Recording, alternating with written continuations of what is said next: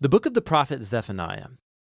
Zephaniah lived during the final decades of the southern kingdom of Judah. It was when King Josiah had attempted to bring about real change in the land by removing idols and restoring the temple to the worship of Israel's God alone. But Israel was just too far gone. Worshipping other gods was too entrenched in the life of the people, and it ended up that Josiah's pride led him to a tragic death on the battlefield as he set Jerusalem on a collision course with Babylon. And Zephaniah, he had seen all of this coming. For years, he had been warning the leaders of Jerusalem. And this little book is a collection of his poetry summarizing his message. It's designed to have three main parts. The first focuses on the day of the Lord's judgment coming on Judah and Jerusalem. The second part is about the day of the Lord's judgment on the nations and Jerusalem again. And then the third section explores the hope that remains for the nations and for Jerusalem on the other side of God's judgment. The first section opens with the shocking reversal of Genesis 1. So God's good, ordered world is going to descend back into disorder and darkness and chaos, becoming uninhabitable once again. And as you keep reading, you realize Zephaniah is developing all of these powerful poetic images to describe how Jerusalem's world is going to end. All of the city's institutions for worshiping the gods of the Canaanites will be destroyed. All the leaders who perpetrated injustice, all the economic centers where crooked lending and borrowing took place, all of it will be gone along with the city's walls. Zephaniah develops these almost apocalyptic images to show the significance of what's going to happen. It all refers to a great army that is coming to take out Jerusalem.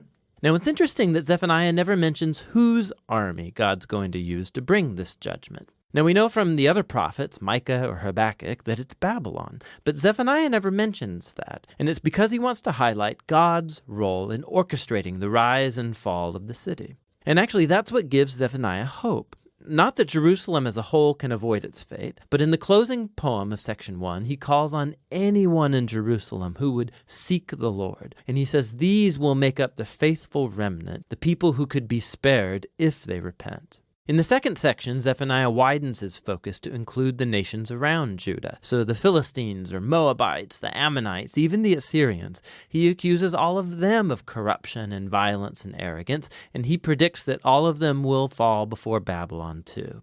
And what's shocking is that the final people group targeted in this section are the Israelites in Jerusalem. It's like the leaders and prophets and priests of Israel are so corrupt and violent, so estranged from their God, that he doesn't even recognize them as his people anymore. And so this section ends with God's final decision. He says he's going to gather up all the nations, including Jerusalem, and pour out his burning indignation. God's justice becomes this consuming fire that devours evil from the land, which is really intense. And so the following line that brings us into the final part of the book comes as a total surprise. We discover that this burning fire of divine judgment is not aimed at destroying people. Rather, its purpose is to purify the nations, including Jerusalem.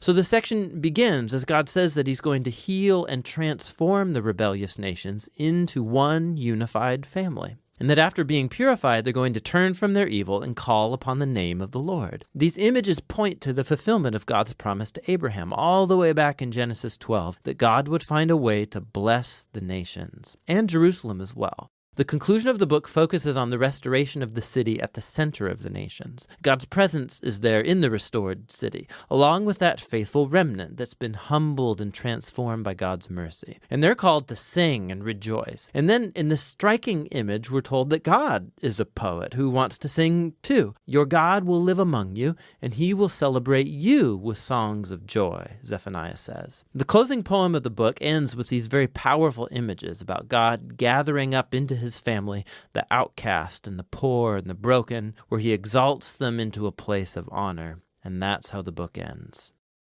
This little book of Zephaniah, it contains some of the most intense images of God's justice and love that you find anywhere in the prophets. His justice is about his passion to protect and to rescue his world from the horror of human evil and violence. God won't tolerate the horrible things that humans do to each other and to his world. But he brings his justice in order to restore, in order to create a world where people can flourish in safety and peace because of his love. And so Zephaniah forces us to hold together these two aspects of God's character, his justice and his love. And he wants us to discover that together They contain the future hope of our world. And that's what the book of Zephaniah is all about.